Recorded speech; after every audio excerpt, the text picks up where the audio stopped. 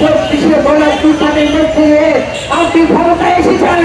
24 চেতনা রক্ষা করা আপনার রাজনৈতিক দায়িত্ব। ঢাকা বিশ্ববিদ্যালয়ের প্রথম ছাত্রী লীলানাথ মিত্র নাচনের রানী কিভাবে সংগ্রাম করেছেন, নবাব ফজলুন্নেসা সেখানে কিভাবে ধর্মান্ধতার বিরুদ্ধে সেই সময় প্রথম নারীদের স্কুল করেছেন, মাদ্রাসা করেছেন, হাসপাতাল তৈরি করেছেন নারীদের জন্য। আমরা জানি আমাদের দেশের এই নারীরাই তারামন বিবি, কানন বিবি, সিতারা বেগম তারা কিভাবে যুদ্ধ করেছে। আরো অগণিত নারী তারা মুক্তিযুদ্ধে অংশগ্রহণ করেছে, তারা নির্যাতিত হয়েছে, তারা ধর্ষিত হয়েছে, তারা বীর হিসাবে লড়াই করেছে। আমরা তাদের উত্তরসূরি। আমরা কোনোভাবে আমাদের উপর, নারী সমাজের উপর কোন বিদ্বেষমূলক কর্মকাণ্ড মেনে নেব না। আপনারা জানেন যে তাদের উপর নানান ধরনের হয়রানি করা হয়। অনেক নারী শ্রমিক তারা এখানে কাজ করতে গিয়ে তারা শারীরিক, মানসিক, এমনকি যৌন নির্যাতনের শিকার হয়ে তারা মৃত্যুবরণ করেছে এবং তাদেরকে বাংলাদেশে আসতে হয়েছে।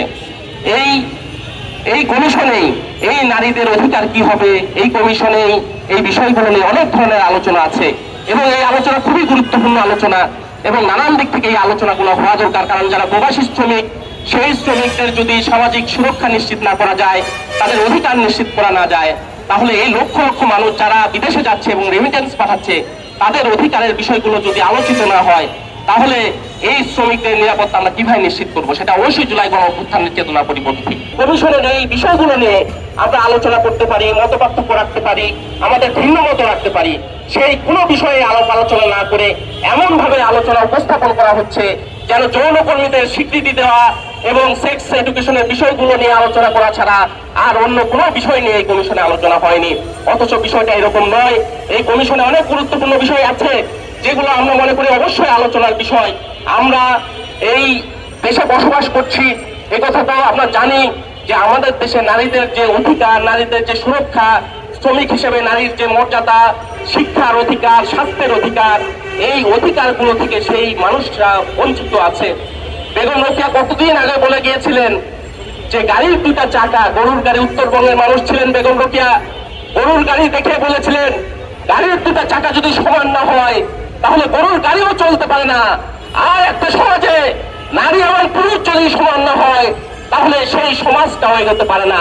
পুরুষদেরকে প্রশ্ন করেছিলেন গ্রহ নক্ষত্রের দূরত্ব মাপছ, আর তোমার স্ত্রী এখন কোথায়? সেই বেগম রোকেয়া কত আগে এই প্রশ্ন করে গিয়েছিলেন।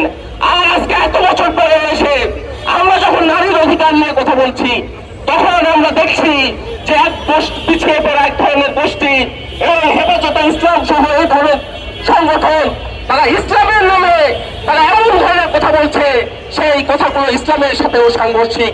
ওই সরকারের কাছে বলতে চাই, 24 গণঅভ্যুত্থানের মধ্যে আপনি ক্ষমতায় এসেছেন।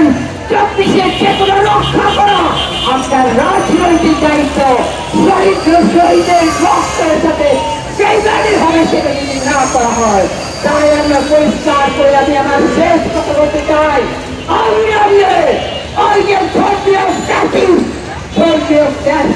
শক্তি যারা নারীকে অপমান করেছে, নিপীড়ন করেছে, নির্যাতন করেছে, নারীদেরকে করেছে, নারী অশ্লীল ভাষায় কোনো চালন করা যায় না।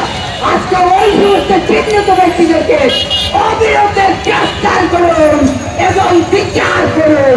এই আহ্বান আমরা বাংলাদেশের পক্ষ থেকে জানাচ্ছি। বন্ধুরা, আজকে ওই ঘটনার পরে 11 জন নারী আমরা আজকে অনলাইনে কথা বলে তারপরে গতকাল আমরা মিটিং করে সিদ্ধান্ত নিয়েছি 16ই মে শুক্রবার দিয়ে আমরা দরকার হলে ঢাকাতে আমরা 50,000 নারীর জমায়েত করবো। বাংলাদেশের সমস্ত দলের নারী সংগঠনগুলো, সমস্ত শ্রমিক সংগঠন, সমস্ত কৃষক সংগঠন সবাই মিলে ঐক্যবদ্ধভাবে আমরা এই সিদ্ধান্ত নিয়েছি।